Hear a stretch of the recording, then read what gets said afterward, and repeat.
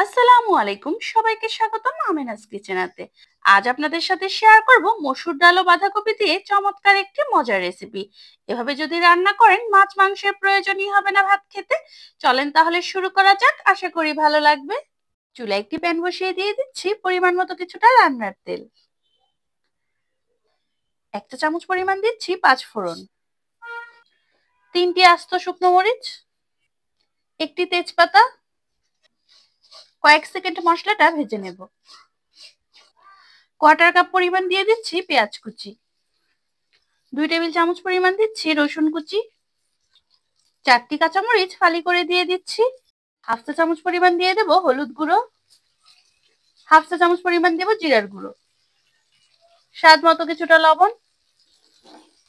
কয়েক সেকেন্ড মশলাটাকে তেলের সাথে ভেজে নেব। এখন দিয়ে দেব বাঁধাকপি। আমি একটি মিডিয়াম সাইজের বাঁধাকপির অর্ধেক পরিমাণ এভাবে কেটে নিয়েছি।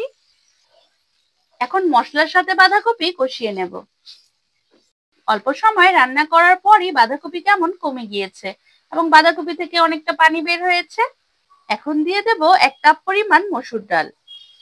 এক্সট্রা কোনো পানি ব্যবহার করব না। বাঁধাকপি থেকে যে পানি বের হয়েছে সেই পানিতে আমি মসুর ডালটাকে ভালো মতো কষিয়ে নেব।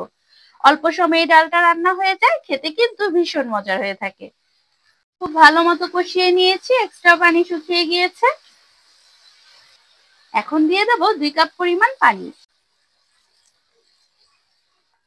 2টি মিডিয়াম সাইজের টমেটো কুচি করে দিয়ে দিচ্ছি। এখন ঢেকে রান্না করব ততক্ষণ যতক্ষণ না ডাল পুরোপুরি সেদ্ধ হয়ে আসে। চুলার আঁচ থাকবে মিডিয়ামে। টমেটো, ডাল, বাঁধাকপি পারফেক্টলি সেদ্ধ হয়ে গিয়েছে। এই পর্যায়ে দেখে নেবেন লবণের পরিমাণ ঠিকঠাক আছে কিনা। কম মনে হলে অ্যাড করে দিবেন। এখন দিয়ে দিচ্ছি কিছুটা ধনিয়া পাতা কুচি।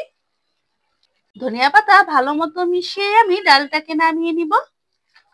একবার এভাবে রান্না করে না খেলে বুঝতেই পারবেন না কতটা মজা হয় খেতে। বাসার সবাই খুব মজা করে খেয়েছে, আশা করি আপনাদেরও ভালো লাগবে। সবাই সুস্থ থাকবেন, ভালো থাকবেন। আসসালামু আলাইকুম, আল্লাহ হাফেজ।